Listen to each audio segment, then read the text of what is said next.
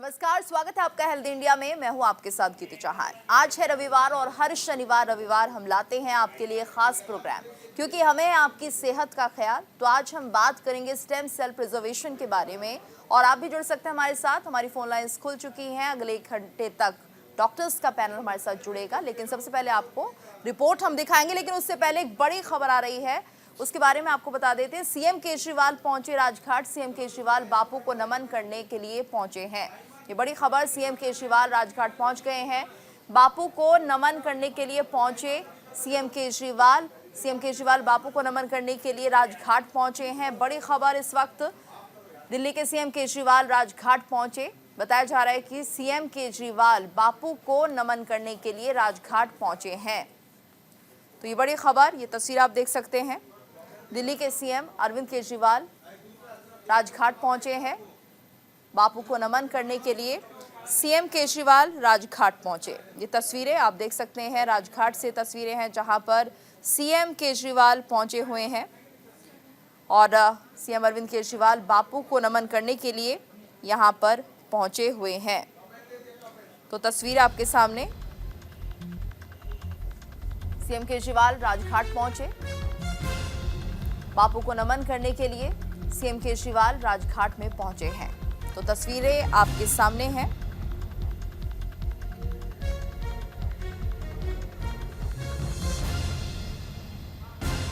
ये बड़ी खबर इस वक्त सीएम केजरीवाल से जुड़ी हुई। सीएम केजरीवाल राजघाट पहुंचे और सीएम केजरीवाल बापू को नमन करने के लिए यहां पर पहुंचे हुए हैं।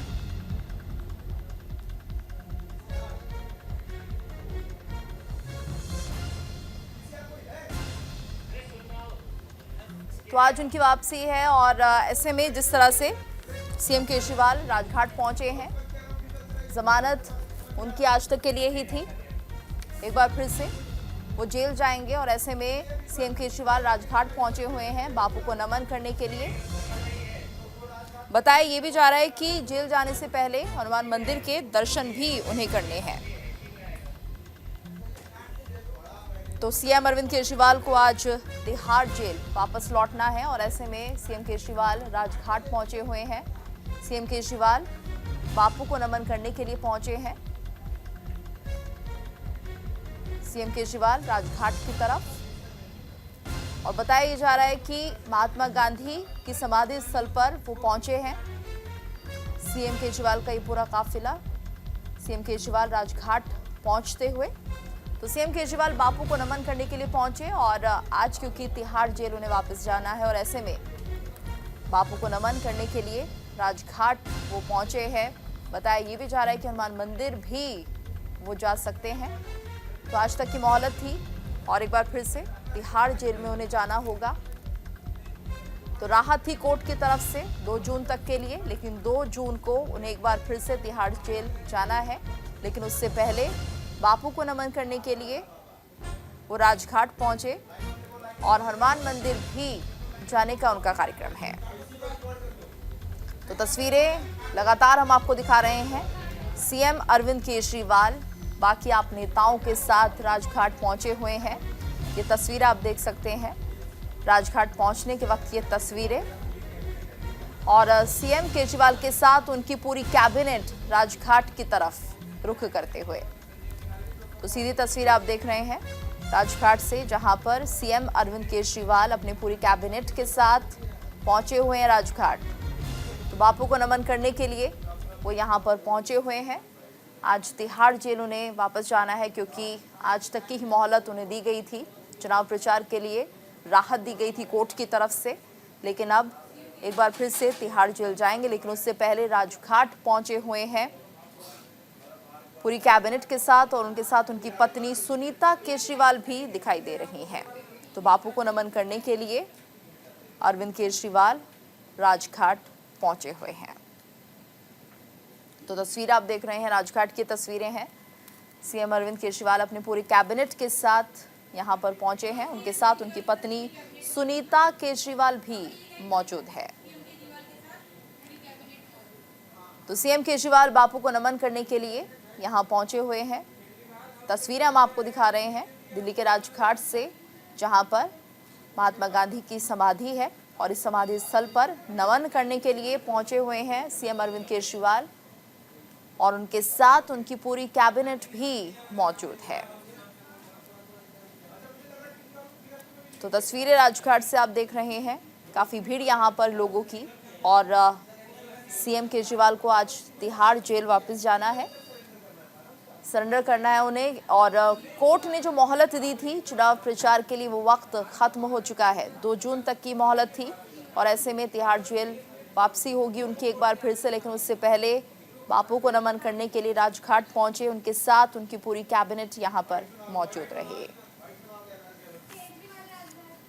फिर हनुमान मंदिर और फिर उसके बाद पार्टी ऑफिस, वहाँ फिर सभी कार्यकर्ताओं वगैरह से मुश्किलें बढ़ रही हैं आपको लगता है? नहीं ऐसा कुछ नहीं है। बाकी जो भी संघर्ष है वो हम पहले भी किया और आगे भी करेंगे।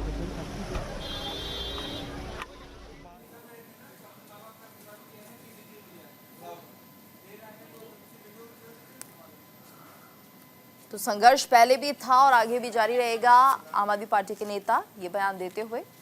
लेकिन ये तस्वीरें अपने आप में बहुत कुछ कह रही हैं, क्योंकि बापू को हमेशा सत्य से जोड़ा जाता था और ऐसे में सीएम अरविंद केजरीवाल राजघाट पहुंचे हैं बापू को नमन करने के लिए। महात्मा गांधी के समाधि स्थल राजघाट पर अपनी कैबिनेट के साथ सीएम केजरीवाल यहां पहुंचे हुए हैं। तो तिहाड़ जेल में उन्हें सरेंडर करना है।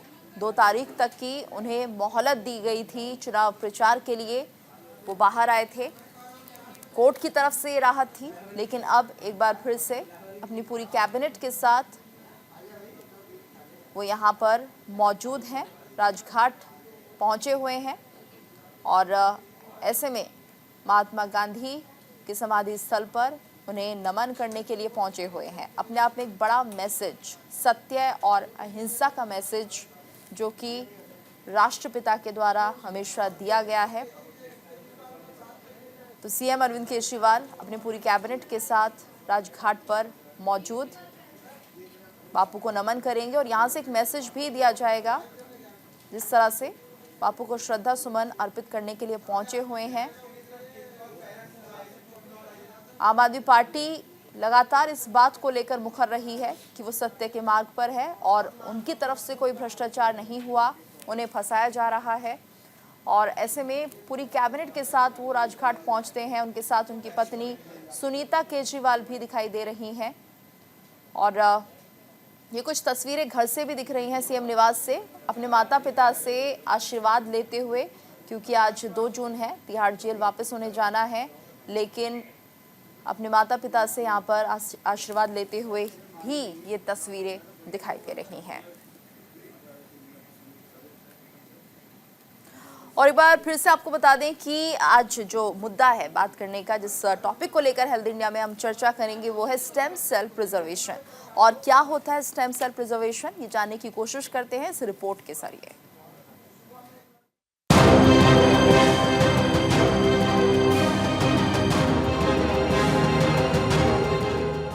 स्टेम सेल बैंकिंग या संरक्षण स्टेम कोशिकाओं का निष्कर्षण, प्रसंस्करण और भंडारण है,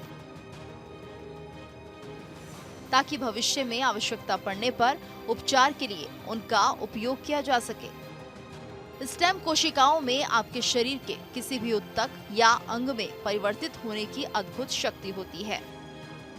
आइए जानते हैं स्टेम सेल बैंकिंग किन रोगों के इलाज के लिए इस्तेमाल की जाती है। अस्थि मज्जा रोग, जिनके लिए प्रत्यारोपण की आवश्यकता होती है। लिम्फोमा या ल्यूकेमिया जैसे कैंसर। सिकल सेल रोग। कार्डियोवैस्कुलर डिजीज के उपचार में। चोट या घावों को हील करने में मदद करने के लिए। न्यूरो डिजेनरेटिव डिजीज के ट्रीटमेंट में। Auto immune disease, orthopaedic conditions. Stem cell therapy को रीजनरेटिव मेडिसिन भी कहा जाता है, जो स्टेम सेल और उनके डेरिवेटिव्स का इस्तेमाल करके बीमार, बेकार और इंजर्ड टिश्यू के रिपेयर रिस्पांस को बढ़ावा देती हैं। रिसर्चर स्टेम सेल्स को लैब में ग्रो करते हैं। ये स्टेम सेल्स खास प्रकार के सेल्स जैसे heart muscle cells, blood cells और नर्व सेल्स को रिप्लेस करने में सक्षम होते हैं। इन खास सेल्स को व्यक्ति में इम्प्लांट किया जा सकता है। शोधकर्ताओं ने पहले ही बताया है कि adult bone marrow cells heart जैसे सेल्स बनने के लिए गाइडेड होते हैं, जो हार्ट टिश्यूज की मरम्मत कर सकते हैं। स्टेम सेल संरक्षण एक नवीन तकनीक है जिस पर शोध तेजी से बढ़ रहा है। अध्ययनों से पता चलता है कि स्टेम सेल भंडारण भविष्य में विभिन्न उद्देश्यों के लिए व्यापक रूप से फायदेमंद हो सकता है। भारत में कई प्रसिद्ध स्टेम सेल संरक्षण बैंक हैं, जो स्टेम सेल अनुसंधान, दान, प्रसंस्करण, भंडारण और परिवहन पर काम करते हैं। इसके अलावा भारत में स्टेम सेल संरक्षण की लागत अन्य देशों की तुलना में बहुत अधिक किफायती है।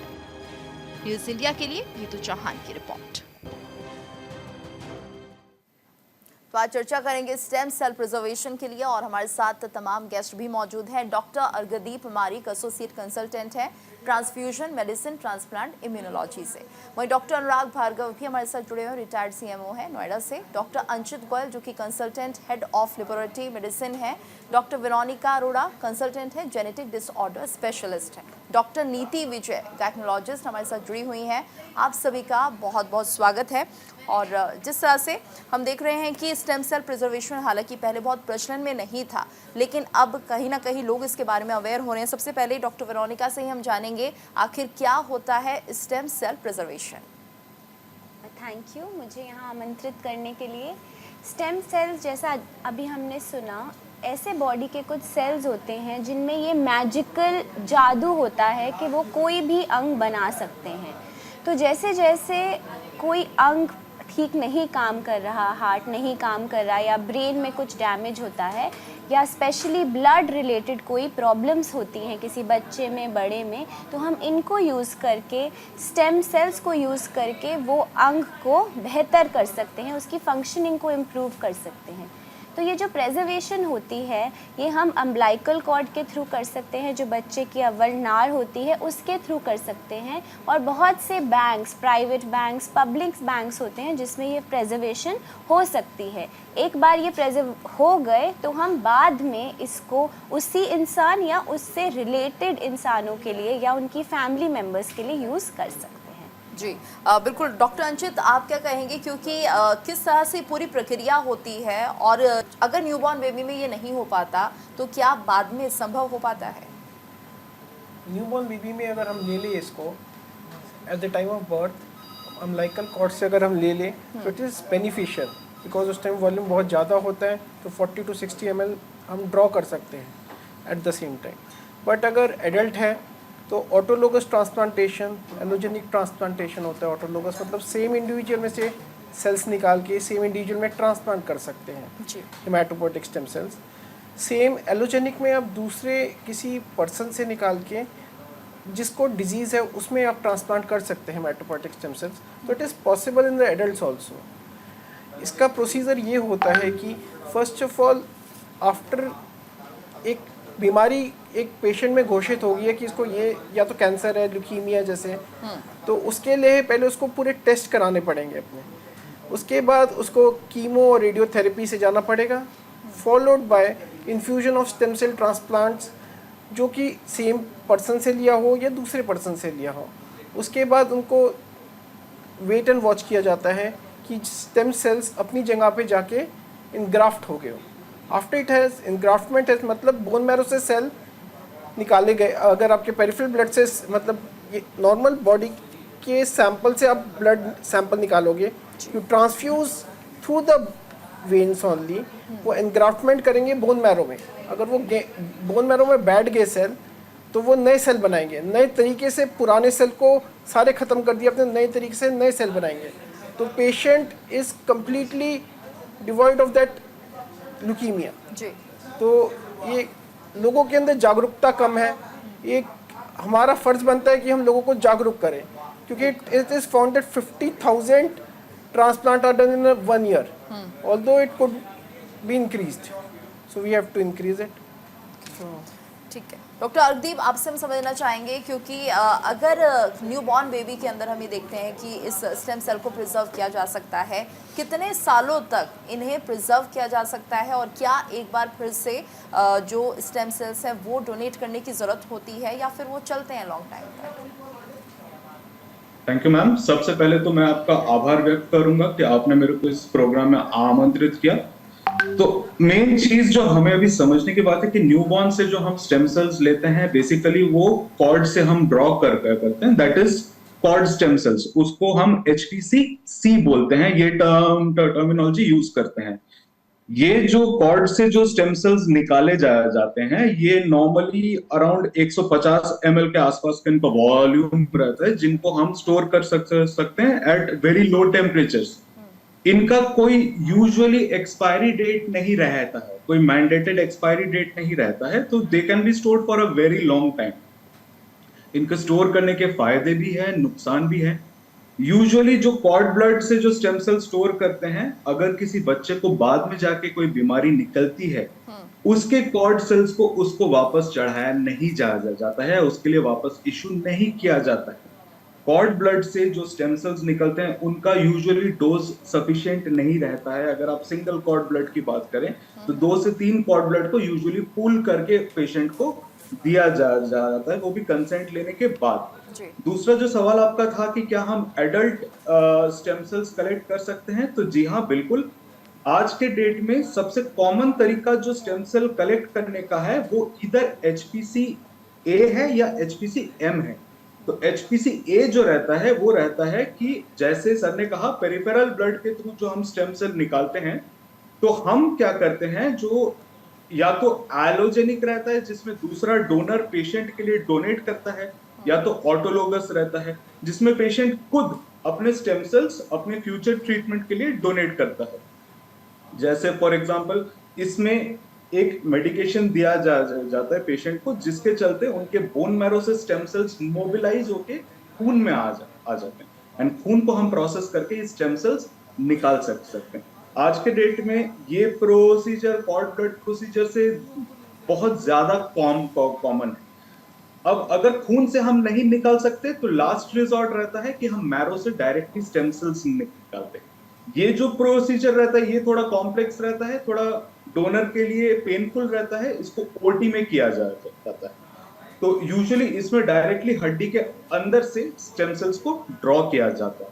पर जो सबसे कॉमनली यूज्ड प्रोसीजर है आज के डेट में जो ट्रीटमेंट में इस्तेमाल हो रहा है, अब स्टेम सेल ट्रीटमेंट मेनली आज के डेट में ब्लड डिजीजेस के लिए इस्तेमाल होता है, कुछ सॉलिड ऑर्गन ट्यूमर्स के लिए इस्तेमाल किया जाता है, बेसिकली मैरो को रीस्टार्ट करने के लिए। तो वो हम HPCA करते हैं, जो हम स्टेम सेल्स एफेरेसिस प्रोसीजर एक तरीका रहता है, उसके थ्रू हम कलेक्ट करते हैं पेरिफेरल ब्लड से। बिल्कुल। डॉक्टर नीति, आप क्या कहेंगी आज के लोग कितने अवेयर हो गए हैं, क्योंकि अगर ये बेबीज़ के स्टेम सेल्स को प्रिजर्व किया जाए तो ज़्यादा बेहतर होगा ऐसा कहा जा रहा है, तो आपको क्या लगता है लोग अवेयर हैं इस बारे में या फिर आप लोग भी उन्हें बताते हैं कि ऐसा उन्हें करना चाहिए? My patients are very aware. हालांकि जनरल पब्लिक में अवेयरनेस थोड़ी कम है, but lot of patients are they are aware. But then again there is a pros and cons to it because long storage, financials, whether they will be used in future or not, whether जो बीमारी अगर diagnose होती है उसका treatment available है कि नहीं, अगर यही सब नहीं पता होगा then these are basically a shared decision making. That there is guarantee that the stem cells will be used or not, and there is no guarantee कि कोई disease अगर future में detect होता है उसके लिए ये वाले stem cells का treatment भी available है कि नहीं. So these are the cons of it. Pros, yes, cancer, leukemia, lymphoma, इन सब चीजों में काफी use किया जा रहा है, and cancer specialist too. तो यूट्रस में भी हम स्टेम सेल्स का यूज कर रहे हैं जिनका एंडोमेट्रियम थिन हो जाता है और टीबी डैमेज हो जाता है, उन पेशेंट्स में भी यूज किया जाता है। जी ठीक है। डॉक्टर अनुराग, आपसे हम समझना चाहेंगे कि इसका बेनिफिट क्या है आने वाले दिनों में, क्या ये और बढ़ेगा? क्योंकि अवेयर तो अब लोग हो रहे हैं, लेकिन उतना ज़्यादा नहीं जितना कि होना चाहिए, लेकिन इसकी संभावनाएं क्या हैं और कितना फ़ायदा होगा लोगों को इससे? देखिए, स्टेम सेल जो है बहुत ही अपकमिंग ब्रांच है और इस पे बहुत ज़्यादा रिसर्च हो रही है, लेकिन इसमें मेडिको लीगल बहुत ज़्यादा प्रॉब्लम्स आ रही हैं, जिसकी वजह से एकदम से रिसर्च नहीं हो पा रही है। जैसे आदमी जो है और उसका स्टेम सेल्स नहीं उसके प्रिजर्व्ड हैं, तो भी सोमैटिक सेल से भी उसको स्टेम सेल में कन्वर्ट करने के लिए बहुत सारे उपाय हैं, लेकिन अभी वो क्योंकि मेडिको लीगली उतना वो क्लियर पॉलिसीज़ नहीं हैं गवर्नमेंट की, तो इसलिए वो ज़्यादा नहीं किया जा पा रहा है। और आगे फ्यूचर में जैसे हार्ट अटैक हो रहा है तो भी आप उसमें स्टेम सेल्स डाल सकते हैं, तो हार्ट इम्प्रूव कर जाएगा, जो मसल्स हैं जितने बॉडी के वो इम्प्रूव कर जाएंगे, नर्व कॉर्ड में अगर इंजरी होती है तो वो भी इम्प्रूव कर जाएगी। तो ये बहुत सारे रिसर्च एकदम से हो रहे हैं और बहुत जल्दी जल्दी इनके रिज़ल्ट आने लगेंगे। और आजकल आर्टिफिशियल इंटेलिजेंस के उसके बाद जो है एकदम से रिमार्केबल चेंजेस आने लगेंगे कि बहुत ज़्यादा रिसर्च बढ़ जाएगी। जी, ठीक है। डॉक्टर वेरोनिका, आपसे हम समझना चाहेंगे, क्या ऐसा कोई केस अभी तक मतलब कि इसका इलाज हो पाया है जो आपने देखा हो कि स्टेम सेल से उनकी कोई गंभीर बीमारी ठीक हुई है? हाँ, ज़रूर। जैसा कि आपने बोला, I am a genetic disorder specialist, तो मैं एक जेनेटिक डिसऑर्डर के बारे में बात करूँगी। एक जेनेटिक डिसऑर्डर होता है जिसको बोलते हैं हम हर्लर सिंड्रोम, म्यूकोपॉलीसैकेराइडोसिस टाइप 1। इसके अंदर क्या होता है कि बॉडी के डिफरेंट पार्ट्स में म्यूकोपॉलीसैकेराइड नाम का एक हार्मफुल पदार्थ जमा हो जाता है। तो इसका जो हम इलाज है वो हम हेमाटोपोइटिक स्टेम सेल ट्रांसप्लांट से कर सकते हैं, जो हमने रिसेंटली एक बच्चे में किया।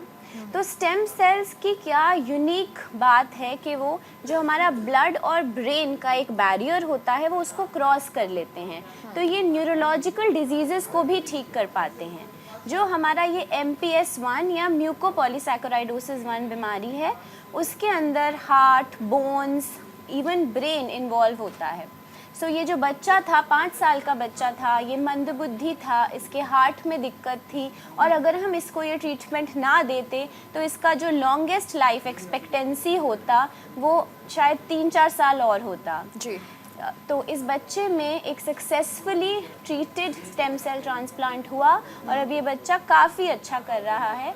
और ये जो सारे बीमारी और MPS की डॉक्टर वेरोनिका, और हम आपसे इस पर विस्तार से चर्चा करेंगे। फिलहाल यहाँ पर एक छोटे से ब्रेक के लिए हम रुक रहे हैं, जल्द हाजिर होंगे। आप सभी हमारे साथ बने रहिए।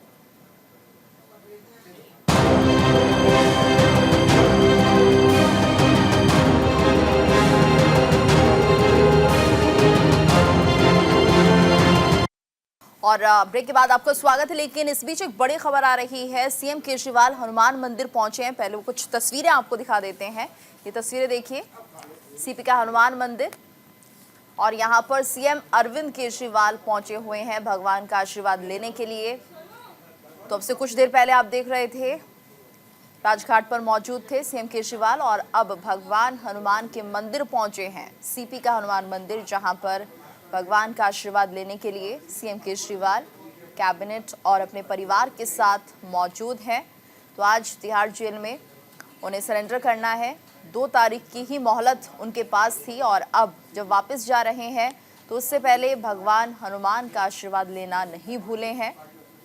और ये सीधी तस्वीर आप देख रहे हैं हनुमान मंदिर से, जहां पर CM केजरीवाल भगवान हनुमान का आशीर्वाद लेने के लिए पहुंचे हुए हैं। तो CM केजरीवाल भगवान हनुमान के भक्त हैं, और कोई भी बड़ा काम करते हैं तो भगवान हनुमान का आशीर्वाद लेना नहीं भूलते हैं, चाहे चुनाव से पहले की बात हो या बाद में प्रचार के दौरान भी हमने देखा था। वहीं अब ये देखिए तस्वीरें जो सामने आ रही हैं, भगवान हनुमान का आशीर्वाद लेने के लिए कनॉट प्लेस के मंदिर पहुंचे हुए हैं, प्राचीन हनुमान मंदिर, जहां पर दर्शन करने के लिए अपने परिवार के साथ और कैबिनेट के साथ वो यहां मौजूद हैं। तो ये तस्वीरें देखिए, और दर्शन करने के बाद तिहाड़ जेल का रुख किया जाएगा, लेकिन उससे पहले भगवान का आशीर्वाद लेना नहीं भूल रहे हैं। और ये लड़ाई जो लड़ी जा रही है CM केजरीवाल की तरफ से, हालांकि कई आरोप हैं, गंभीर आरोप लगे हुए हैं शराब घोटाला मामले में, लेकिन उसके बाद भी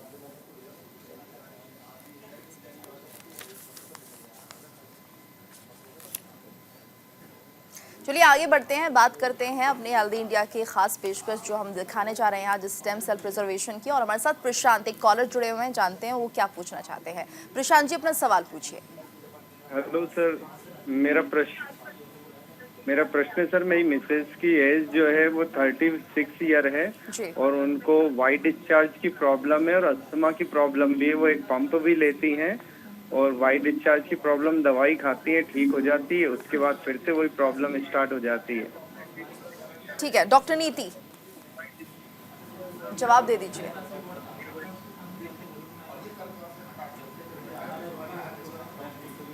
लगता है आपकी आवाज नहीं आ रही है डॉक्टर नीति, आप अनम्यूट कर लीजिए एक बार।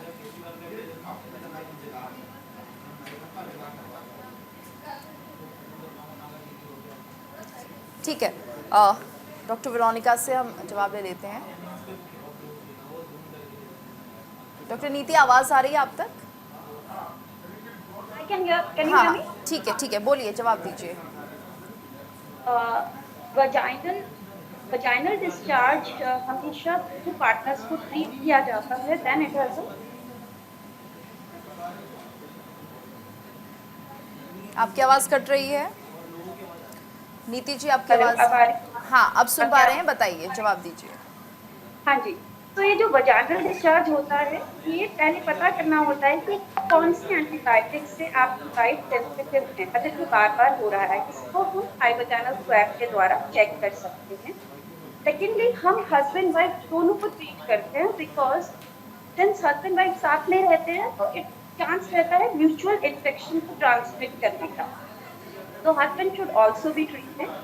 अलॉन्ग विथ इट हम प्रोबायोटिक्स जरूर देते हैं पेशेंट्स को, so that vaginal flora normalize हो जाए एंड आगे इन्फेक्शन के चांसेस कम।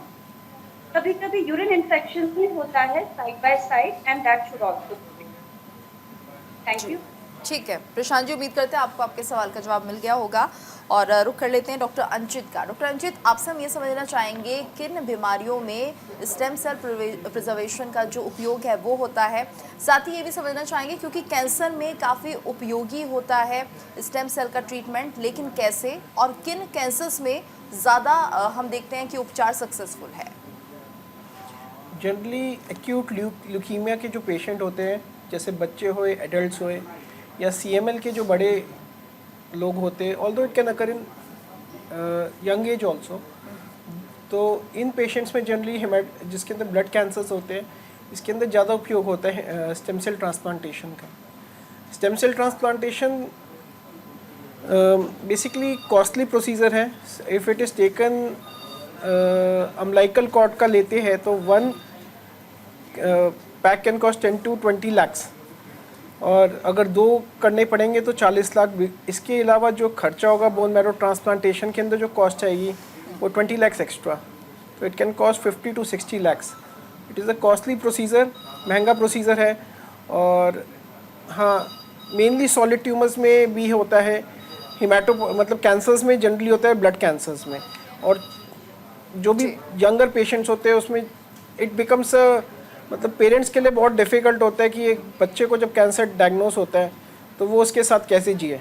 अगर उनको एक उम्मीद मिलती है कि हमारा बच्चा जिएगा ट्रांसप्लांटेशन के बाद, तो ये इससे अच्छी बात क्या हो सकती है। अच्छा, कुछ ऐसे ट्रीटमेंट हुए हैं डॉक्टर अंचित जो कि बच्चे हैं और किसी को कैंसर से हाँ, बहुत ट्रीटमेंट होते हैं इंडिया में, तो काफ़ी इसका डेवलपमेंट हो गया है।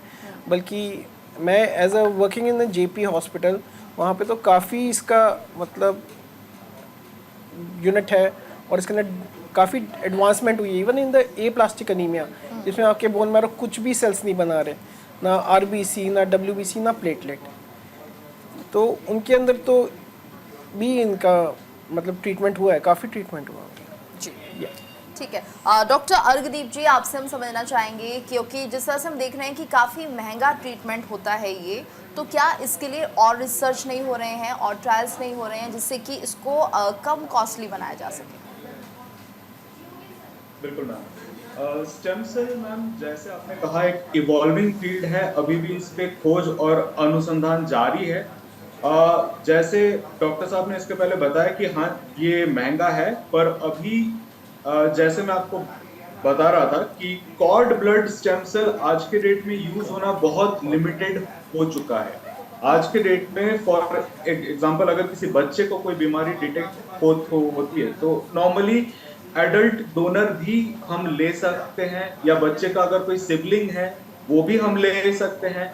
अगर बीमारी एडल्ट में डिटेक्ट की जाती है, जैसे फॉर एग्जांपल स्टेम सेल आप अलग अलग ब्लड डिजीजेस के लिए यूज कर सकते हैं, जैसे मल्टीपल माइलोमा हुआ, जैसे आपका हुआ अलग अलग तरह की ल्यूकीमियाज हुआ, जैसे आपको डॉक्टर साहब ने बताया था। तो इसमें अगर खुद से लेके चढ़ाते हैं तो उसको रेस्क्यू थेरेपी बोलते हैं, और अगर एलोजेनिक देते हैं तो वो क्यूरेटिव थेरेपी रहता है। नॉर्मली इसका कॉस्ट करीब 15 से 20 लाख के आसपास टोटल प्रोसीजर का पड़ता है अगर हम पेरिफेरल ब्लड से स्टेम सेल कलेक्ट करके चढ़ाते हैं। तो ये भी कॉस्ट जो है ये बस स्टेम सेल थेरेपी का नहीं है, मेन कॉस्ट रहता है हॉस्पिटल एडमिशन का, जो अलग कीमोथेरेपी के जो दवाई चलते हैं उनका, जो मेन जो खर्चा है वो टोटल हॉस्पिटल स्टे का रहता है। तो ये पूरा कॉस्ट डिवाइडेड है अलग अलग भाग। ठीक है, हमारे साथ एक कॉलर जुड़ गए हैं, सुनील हमारे साथ जुड़े हुए हैं, अपना सवाल पूछिए।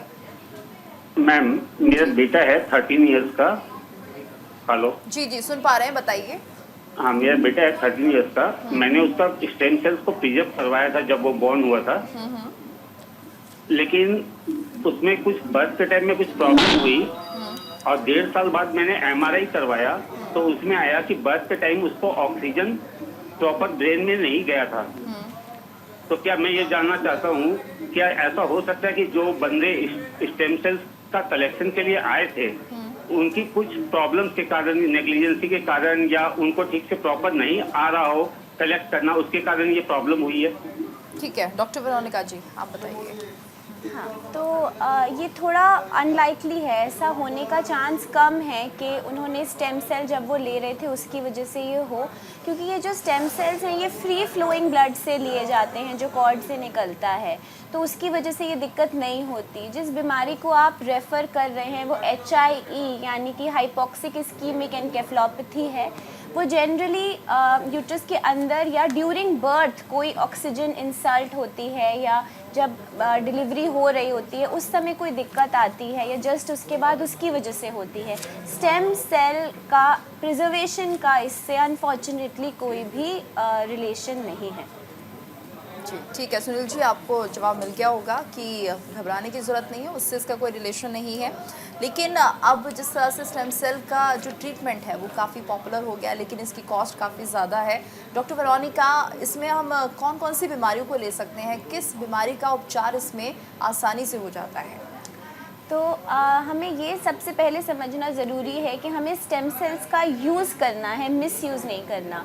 तो जिन बीमारियों का अभी प्रपोज्ड है वो ऑलमोस्ट हर ऑर्गन सिस्टम से है। अगर हम ब्रेन में शुरू करें तो ये जो स्ट्रोक होता है उसके अंदर यूज़ कर सकते हैं, हार्ट में congestive heart failure, heart attacks में भी अब इसका यूज़ हो रहा है, और कई जेनेटिक डिसऑर्डर जैसे sickle cell anaemia, aplastic anaemias, adrenoleukodystrophy जिसमें बच्चे चल नहीं पाते, बोल नहीं पाते, ब्रेन डैमेज है, उनमें भी इसका यूज़ हो रहा है। कई endocrine disorders like diabetes mellitus and Graves disease, इन सारे डिसऑर्डर्स में भी इसका यूज़ अब हो रहा है। तो इंडिकेशंस जो हैं वो एंडलेस हैं, मगर क्या इन सब में ये इक्वली सक्सेसफुल हैं वो अभी देखना बाकी है।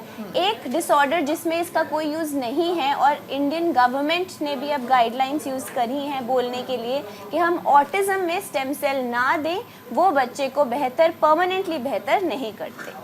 ठीक है, डॉक्टर अनुराग आप क्या मानते हैं कि इसमें और काम होना चाहिए, क्योंकि अगर रिसर्चेस ज़्यादा होंगी तो जाहिर सी बात है कि आने वाले दिनों में ये समझा जाए कि दवाइयों के ऊपर जो डिपेंडेंसी है वो थोड़ी कम हो जाएगी। अगर डायबिटीज़ को भी ये कवर कर रहे हैं तो जाहिर सी बात है आज हम देख रहे हैं कि ज़्यादातर लोगों को ये समस्या हो चली है, तो क्या इसका भी ये परमानेंट क्योर हो जाएगा? डायबिटीज़ मेलाइटिस टाइप 1 में इसका बहुत अच्छा रोल है, और वो ये काफ़ी ठीक हो जाती है इससे। और दूसरी बीमारियां जो हैं उसमें अभी एक्सपेरिमेंटल स्टेज में हम लोगों के यहाँ इंडिया में चल रहा है, लेकिन अभी बहुत ज़्यादा इसका प्रचार प्रसार नहीं हुआ है। और दूसरी बात है ये इसका क्योंकि महंगा ट्रीटमेंट है, इसको सस्ता करने के लिए बहुत तेज़ी से उपाय किए जा रहे हैं, और बहुत ही जल्दी आप देखेंगे कि इसका जो स्टेम सेल कल्चर है, और वो कल्चर प्लेट भी बहुत सस्ती हो जाएगी, तो उससे बहुत तेज़ी से कई बीमारियों में इसका लाभ होगा। डॉक्टर अर्कदीप, अगर हम यहाँ पर बात करते हैं कुछ ऐसी गंभीर बीमारियों की और हार्ट से जुड़ी हुई समस्याओं की, तो किस तरह से वहाँ पर ये स्टेम सेल प्रिजर्वेशन काम करता है और इसके लिए और क्या कुछ बेहतर तरीके से किया जा सकता है? मैम, जो आज के डेट में जो स्टेम सेल का प्राइमरी यूज है, वो जो एस्टैब्लिश्ड यूज है वो है हमारे बोन मैरो को रीस्टार्ट करने का। अब जो रीजेनरेटिव मेडिसिन है, जैसे इसके पहले हमने डिस्कस किया था, उस केस में जैसे सर ने बताया था, स्टेम सेल्स को लैब में कल्चर किया जाता है, इनसे दूसरे ऑर्गन्स को रिपेयर करने वाले सेल्स बनाए जाते हैं, जिनको हम मेसेंकाइमल स्टेम सेल्स कहते हैं। तो ये जो है, ये अभी भी एक्सपेरिमेंटल फेज में है। रूटीन थेरेपी में इनका अभी भी इस्तेमाल रूटीन तौर पे चालू नहीं हुआ है, ऑल्दो फ्यूचर में जो रिसर्च चल रहा है उसमें ऑलमोस्ट, जैसे मैम ने कहा, जो पॉसिबिलिटीज है वो लिमिटलेस है। जैसे इसी का एक मॉडिफिकेशन आज के डेट में चल रहा है, जो स्टेम सेल को ही मॉडिफाई करके हमारे ब्लड के जो व्हाइट ब्लड सेल्स को मॉडिफाई करके जो बोलते हैं कार टी सेल थेरेपी, ये आज के डेट में एक बहुत बड़े पैमाने पे इस पे रिसर्च चल रहा है। ये अभी ऑलरेडी इंडिया के साथ कई वेस्टर्न कंट्रीज में भी इसका उपयोग टेस्ट किया जा रहा है, ये चेक करने के लिए कि शरीर के इम्यून सिस्टम को ही हम कैसे डायरेक्ट करें कि वो कैंसर सेल्स को सिलेक्टिवली मारे और शरीर के बॉडी के कोलैटरल डैमेज को कम से कम रखे। तो रिसर्च अभी चल रहा है, पर अभी जो रूटीन यूज हम यहाँ पे कर रहे हैं वो मेनली ब्लड डिसऑर्डर्स के लिए है और कुछ सॉलिड ऑर्गन ट्यूमर्स के लिए है, जैसे ईविंग सार्कोमा हुआ और कोई और ट्यूमर्स हुए, मसल के ट्यूमर्स, जिसमें स्टेम सेल का मेन यूज रहता है बोन मैरो को रीस्टार्ट करने के लिए, आफ्टर हमने एक स्ट्रॉन्ग कीमो सेशन पेशेंट को दिया है उसके बाद। डॉक्टर वेरोनिका, यहाँ पर अगर हम ये भी समझें कि क्या ये किसी भी एज में, चाहे बच्चा हो या बड़ा हो, उनके स्टेम सेल हम ड्रॉ कर सकते हैं, उनकी स्टेम सेल को प्रिजर्व कर सकते हैं, और क्या अगर कोई बीमार है तो क्या उससे भी स्टेम सेल ली जा सकती है? हाँ, सो हम स्टेम सेल किसी भी एज पे ले सकते हैं, बट हर एज पे लिए गए स्टेम सेल का पोटेंशियल अलग है। एक होते हैं एम्ब्रियोनिक स्टेम सेल, जो हम एक IVF कल्चर प्लेट में बनाते हैं, जब स्पर्म और एग जस्ट मिलता है उसको एम्ब्रियो बोलते हैं। इसमें मैक्सिमम पोटेंशियल होता है कि वो किसी भी सेल टाइप में बन जाएं। जैसे जैसे बच्चा बॉर्न होता है और वो बड़ा होता है, ये स्टेम सेल्स डिफ्रेंशिएट होते जाते हैं, मतलब ये अपना एक कार्य डिसाइड कर लेते हैं। एक स्टेम सेल बोलेगा मैं सिर्फ बोन बनाऊंगा और एक बोलेगा मैं सिर्फ ब्लड बनाऊंगा। सो हम विड्रॉ इसको किसी भी एज पे कर सकते हैं, बट इसका मैक्सिमम जो पोटेंसी है वो एम्ब्रियोनिक में होता है और उसके बाद कॉर्ड सेल्स में होता है। अडल्ट सेल ज़रूर लिए जा सकते हैं, बट वो फिर ऑर्गन स्पेसिफिक हो जाते हैं। जी, ठीक है। डॉक्टर नीति, वैसे अगर हम बात करते हैं ज़्यादातर लोगों की जो कि बच्चों के ही अम्बिलिकल कोर्स आप कह रहे हैं कि उनको प्रिजर्व करना चाहते हैं, तो कितने केसेस ऐसे सामने आए हैं और क्या आपको लगता है ये आगे चलकर हेल्पफुल भी हुआ है? कुछ बच्चों को आपने जो आपके नोटिस में रहा हो कि आपने देखा हो कि हाँ उनको कोई बीमारी हुई और जो स्टेम सेल प्रिजर्व कराए थे उसमें वो उपयोग हुए? देखिए, अगर रिसर्च की बात करूँ 1000 to 80,000 transplants हो चुके हैं already worldwide, and they have successful for blood disorders. For my patients, I have not as yet that they have the stem cells that they have got recovered. जी, ठीक है। तो doctor Anchit, क्या माना जाए कि अभी जो कॉस्ट है, हालांकि प्रिजर्वेशन की कॉस्ट कितनी होती है ये अभी हमने डिस्कस नहीं किया है, क्या ये कीमत बहुत ज़्यादा होती है अगर हम बाहर की बात करें, विदेशों की बात करें और अपने देश की बात करें तो? In comparison to western countries हमारी कॉस्ट फिर भी काफ़ी कम है, बल्कि we get the patient from Bangladesh, even from different countries who come to India for the treatment, क्योंकि यहाँ पे कॉस्ट बाकी कंट्रीज से, वेस्टर्न कंट्रीज से बहुत कम है। So it is but obvious कि आगे आने वाले टाइम में कुछ नई तरीके निकलेंगे जिससे कि कॉस्ट और कम हो जाए। अच्छा, अगर हम भारत की बात करते हैं तो कितने बैंक्स अभी हैं हमारे देश में जो कि स्टेम सेल प्रिजर्व करते हैं? हमारे देश, हमारे भारत में लाइफ सेल नाम का एक बहुत बड़ा मतलब बिगेस्ट है जो स्टोरेज का मतलब है, मतलब इन ब्लड स्टेम सेल्स का, अम्बिलिकल कॉर्ड ब्लड सेल्स का। मतलब एक फैमिली अगर एक डोनेट करती है तो it could be used for other family members also. तो लाइफ सेल हुए, बायो सेल हुए, लाइफ सेल सबसे बड़ा है उसमें। इंडिया में काफ़ी जगह है, if we could use it it will be better, क्योंकि जो मतलब जो टाइपिंग होती है, haplotyping, we have to deal with that also. So doctor Arkadeep, अगर हम इसको ऐसे समझें कि जो हार्ट की डिजीज़ हैं उनमें अगर इनका इस्तेमाल करना हो तो कैसे होगा और क्या कॉस्ट होगी? हार्ट डिजीज में मैम पहले तो हमें ये डिसाइड पेशेंट के हिसाब से रहता है कि is there a permanent damage in the structure of the heart, क्या हार्ट के अंदर कोई ऐसा टिश्यू है जिसको हमें रिप्लेस करना है। हार्ट डिजीज के लिए मेरे ख्याल से मैम स्टेम सेल का जो यूज है वो डायरेक्टली ब्लड के थ्रू ना होकर एज अ ट्रांसप्लांट मेजर लिया जाएगा। तो ब्लड के डॉक्टर थ्रू हरदीप, आपको मैं रोक रही हूँ, हमारे साथ एक कॉलर जुड़ गए हैं, आप उसके बाद अपना जवाब पूरा कीजिएगा। हरदीप जी हमारे साथ जुड़े हैं। हरदीप जी पूछिए अपना सवाल, क्या जानना चाहते हैं? जी मैं ये जानना चाहता हूँ, जो स्टेम सेल थेरेपी है ये कितने डिग्री टेम्परेचर में इसको प्रिजर्व करना पड़ता है, और क्या ये डियोडर्मिस में वाइट पैचेस के लिए भी काम होता है, वाइट पैचेस के लिए भी काम स्टेम सेल थेरेपी चलती है?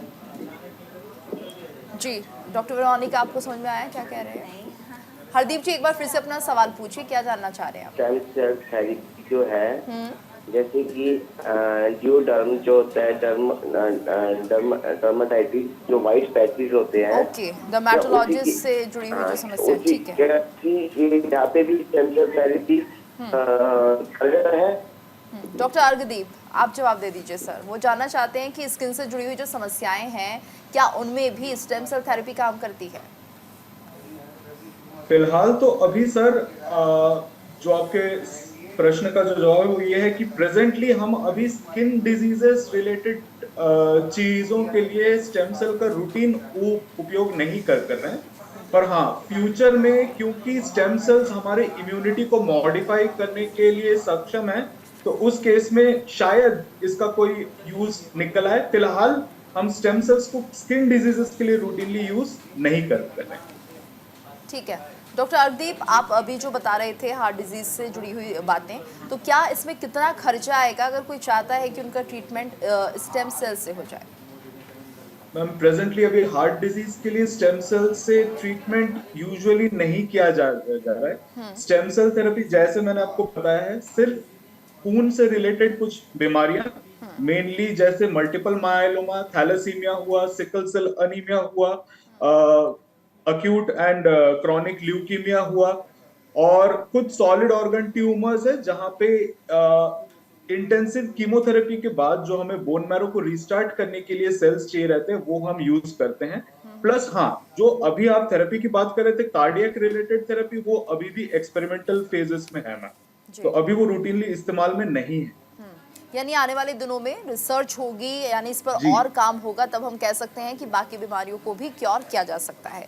ठीक है डॉक्टर वेरोनिका, अब ये भी समझ लिया जाए कि आखिर किस आयु की जो स्टेम सेल है वो ज़्यादा बेहतर होती है। क्या कहेंगे आप हमारे दर्शकों से, अगर किसी को स्टेम सेल प्रिजर्व कराने हैं तो उन्हें किस एज में जाना चाहिए? क्या अगर कोई गंभीर बीमारी से जूझ रहा है और उस वक्त वो अपना स्टेम सेल प्रिजर्व करा रहा है तो क्या ये बेहतर होगा उनके लिए?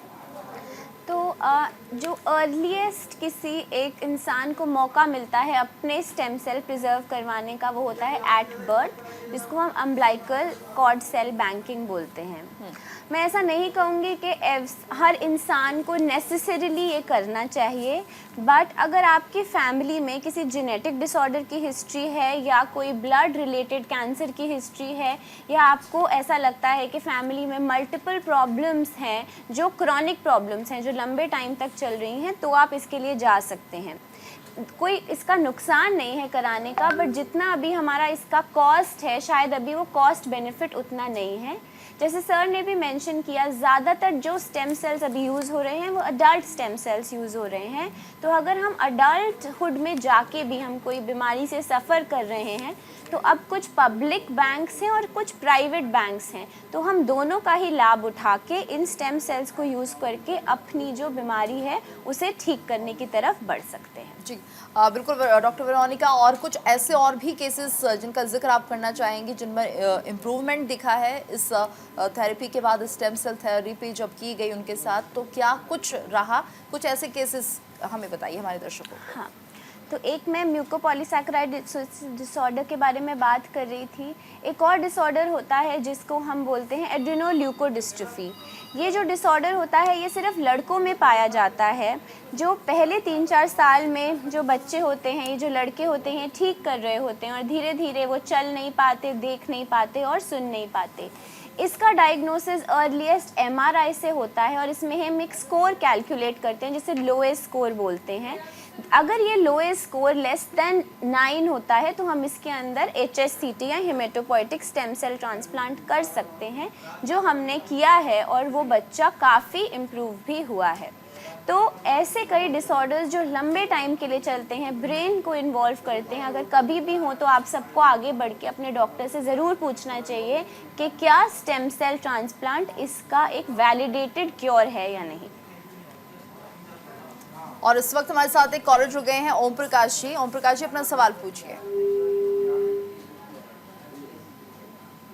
लगता है हमारा संपर्क टूट गया है। और यहाँ पर हम डॉक्टर अंचित ये भी आपसे जानना चाहेंगे कि क्या जिस तरह से ये बीमारियाँ सामने आ रही हैं, छोटी से छोटी बीमारी के लिए क्या स्टेम सेल का प्रयोग हो सकता है? ये संभावनाएं हैं, क्योंकि हालांकि रिसर्च अभी नहीं हो रही है इन पर, जो बड़ी गंभीर बीमारियाँ उसको लेकर तो आप बता रहे हैं कि ट्यूमर्स हो गए, कैंसर्स हो गए, लेकिन इसके अलावा अगर छोटी बीमारियाँ जो हैं, जो ज़्यादा गंभीर नहीं है, क्या उनका इलाज भी संभव हो पाएगा? छोटी बीमारी छोटी या बड़ी नहीं होती, बीमारी बीमारी होती है। हमारे लिए हर एक बीमारी एक जैसी है जब तक पेशेंट खुश होकर नहीं जाए।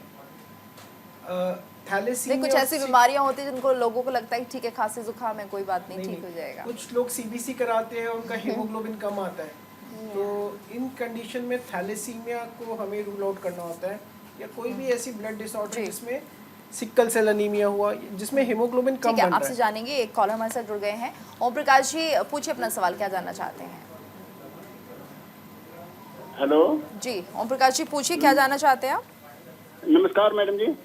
जी नमस्कार, बताइए। डॉक्टर साहब नमस्कार।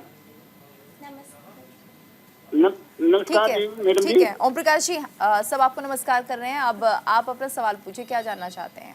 मैडम मैंने जनवरी में ना हार्ट का ऑपरेशन कराया था PGI चंडीगढ़ से, और डॉक्टरों ने कहा था कि मेरे तेरे 3 सेल खराब हैं जी, और दो जनवरी में 2 साल उन्हें 2 बदल दिए थे और एक नहीं बदला था, परंतु 1-1.5 महीने के बाद मैं दोबारा गया तो दोबारा उन्होंने कोशिश करी परंतु बदला नहीं गया। वो कैसे होगा मैडम? ठीक है डॉक्टर अंचित, आप जवाब दे दीजिए सर। देखिए जी, डॉक्टर मतलब अगर बोल रहा है कि अगर वो रिप्लेस नहीं हो सकता तो आपको एक बारी डॉक्टर की सलाह लेनी पड़ेगी। PGI Chandigarh is a very prestigious renowned institute of India, और वो ये कह रहा है कि आपका रिप्लेस नहीं हो सकता, आप एक बारी फिर जाके पूछिए। अगर फिर आपकी इन्वेस्टिगेशंस में सेम आते हैं तो लीव इट टू गॉड। मैं तो ये कहना चाहूँगा, क्योंकि भगवान से बड़े डॉक्टर भी नहीं हैं। ठीक है डॉक्टर अंचित, आप अपनी बात पूरी कर सकते हैं। मैं कह रहा था कि थैलेसीमिया और सिकल सेल अनीमिया जनरली ऐसे पेशेंट्स आते हैं जिनको इंसिडेंटली डायग्नोस होता है कि हमें ब्लड डिसऑर्डर है जिसमें हमारा हीमोग्लोबिन कम बन रहा है। एक कॉलर और जुड़ गए हैं, माफ कीजिएगा। राजीव कुमार हमारे साथ जुड़े हैं। राजीव जी, अपना सवाल पूछिए। हमारे स्पाइनल कॉर्ड में ट्यूमर हो गया था 2015 में। आपकी आवाज नहीं आ रही है राजीव जी, थोड़ा सा तेज आवाज में पूछिए। हमारे स्पाइनल कॉर्ड में ट्यूमर हो गई थी 2015 में। ठीक है। और स्पाइनल कॉर्ड के ट्यूमर का ऑपरेशन हुआ, तब से मैं पैरालाइसिस हूँ।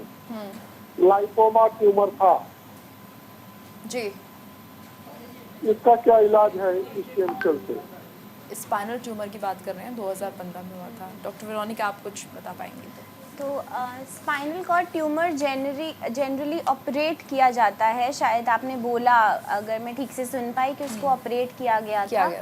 एंड अगर वो रिकर हो रहा है तो इसके लिए स्टेम सेल की तरफ हम नहीं देख रहे हैं, जनरली कीमोथेरेपी और रेडियोथेरेपी की तरफ देखते हैं। कुछ जो स्पाइनल कॉर्ड इंजरीज होती हैं, जैसे अगर कोई तेज़ गाड़ी चला रहा है, एक्सीडेंट हुआ, उसकी वजह से स्पाइनल कॉर्ड इंजर हो गई, उसको रीजनरेट करने के लिए, स्पाइनल कॉर्ड को दोबारा बनाने के लिए स्टेम सेल का रोल है। बट ट्यूमर में हम थोड़ी एंटी कैंसर ड्रग्स और रेडिएशन की तरफ जाएं। ठीक है, नीरज जी हमारे साथ जुड़े हैं कॉलर। नीरज जी बताइए क्या जानना चाहते हैं? हाँ, good evening to all of you sir. जी सर, हम डायबिटिक पेशेंट हैं, स्टेम सेल से कैसे ठीक हो सकता है मेरा? ठीक है, डॉक्टर अर्कदीप जी आप जवाब दे दीजिए। जानना चाहते हैं डायबिटीज कैसे स्टेम सेल से ठीक हो सकती है?